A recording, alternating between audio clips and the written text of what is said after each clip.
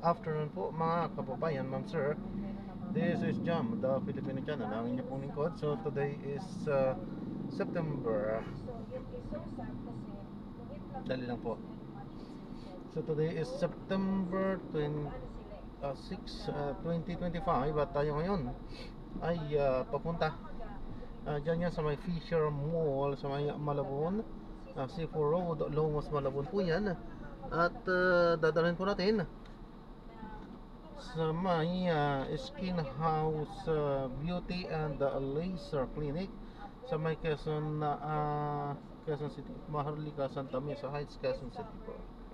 Okay po, so magbabalik po tayo mamayang konti pag nakuha na po natin sila. Disclaimer naman po, ang content po natin ay kalsada at hindi ang passenger. Kaya nga naman, sakali man po na may marinig kayo, mga pangalan ng lugar, pangalan ng tao, pangalan ng organizations, government or private man yan, ay wala pong kinalaman ng channel na ito at wala pong pinapatungkulan.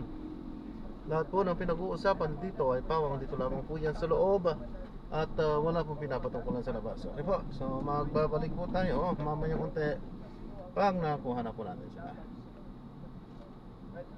Changing you, changing me.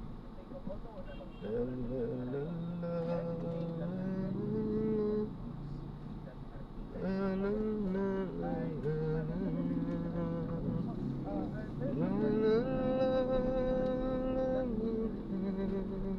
effect, fighting effect sa pamamagamot ng ating katawan.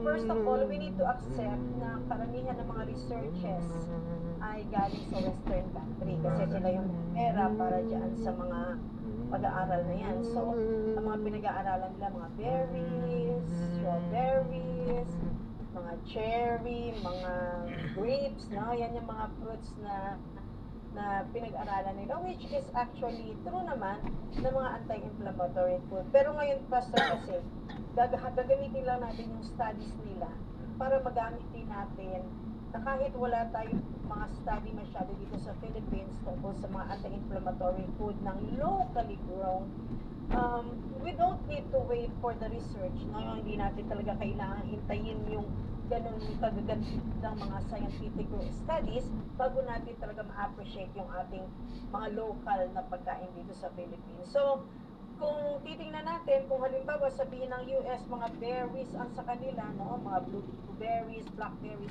dito sa atin, hanap din tayong mga fruits natin na maliliit. Kasi ang prinsipyo lang naman ng mga berries, yung maliliit. Kasi pagka maliit, syempre, maliit yung kinain mo na fruit, at yung maliit na yon, halos kumpleto, may fiber, may mga nutrients, may mga phytochemicals doon. Tapos pag kumain ka ng maraming amount, marami yung quantity. Kaya yung dense ng nutrient noon ay di talagang possible na mas mataas kaysa doon sa mga ibang fruits. So dito sa atin, ako nga parati ko na lang pinagsisigawan sa lahat ng mga seminar ko kung pwede talaga tayong magtanim ng maliliit na fruits like yung guava natin na yung maliliit nung na native no, sa mga probinsya, may mga bayabas na maliliit na yung mga ganyan lang kalalaki, hindi yung sobrang malalaking guavas. And we can get the same nutrients ng mga berries ng US. Kasi pag titingnan natin sa food composition table, yung mga bayabas na locally grown, yung maliliit talaga ng mga native na bayabas, talagang loaded with vitamins and minerals and phytochemicals and antioxidants, anti-inflammatory food siya. Yung mga prutas naman na katulad ng mga siniguelas o kaya yung mga aratilis, mga bignay, yan meron tayong mga ganyan pero hindi naman natin pinopromote. Kaya ako patuloy kong sinasabi yung mga capable to plant, no? Magtanim po tayo kasi siya po yan po mga fruits na yan ang makakapagbigay ng sakto, no? Na sustansya sa ating mga susunod na generation. So, nabanggit niyo pa. Yes, Doc. Pastor, wait lang, baka po makalimutan ko. Ito yung plan A natin. Kung may capability tayo to go for our locally grown fruits, go. Halimbawa, katulad ngayon, mag-uuso ang rambutan. Yes. So, may ng rambutan. o doon sa mga kabisayaan, no? Mga parating meron kayong marang, go for your marang, no? May mga prutas na sa mga doon sa bandang Batangas at saka dito sa mga bandang North, meron sila mga tinatawag na cherry. Ngayon pag kinain mo, tawag namin nun sa lipa ay cherry. Pero pag, hindi naman talaga siya mukhang cherry ng US. Pero pag kinain mo siya, yung bang parang nagmamansya yung ngipin mo na marami siyang buto na kinakain mo ng ganyan. Nung dinudurog-durog ng kamay para lumambot-lambot. Yung mga yon, wala pa silang nutritional value na nakapahayag sa mga researchers. But I believe that God has placed itong mga matataas na nutrients dito sa mga prutas natin na native. So, let's go for native. Plan A po yun, Pastor. Yung plan B, siguro nandun na yung mga grapes na mga imported. Pero, ang plan A, yun ang pagyamanin natin. Okay? Alright, thank you so much, Doc.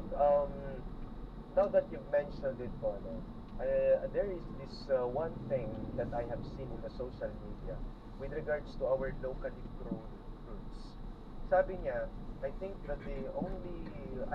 yung mga 1990s or maybe early 2000 na lang daw, yung nakatikim ng guava daw po na tinipitas na lang sa gilid.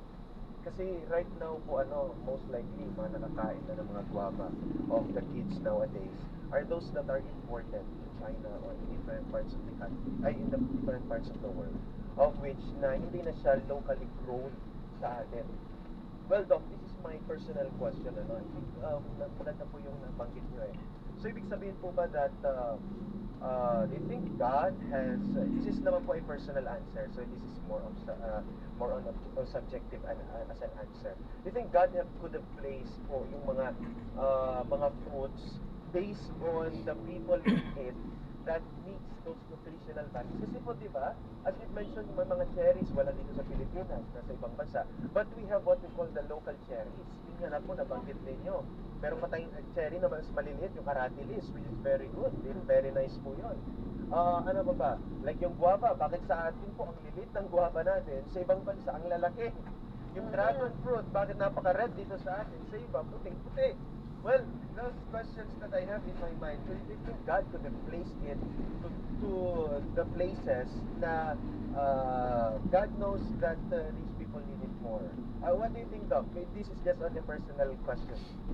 Ako, Pastor, I agree with you na talagang, kasi ang Diyos naman ang gumawa ng lupa, siya ang gumawa ng araw, ng init, ng panahon, ng hangin, no? So, halimbawa, katulad dito sa atin tropical, ang ating tropical fruits talaga. Exposed tayo sa init, sa araw, exposed tayo sa dagat, no?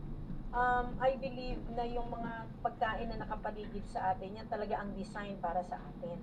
No, at by having that kind of idea, magkakaroon tayo ng confidence at saka yung contentment ba, na ibig sabihin, ba't kami walang ganito, ba't kami walang cherry, no?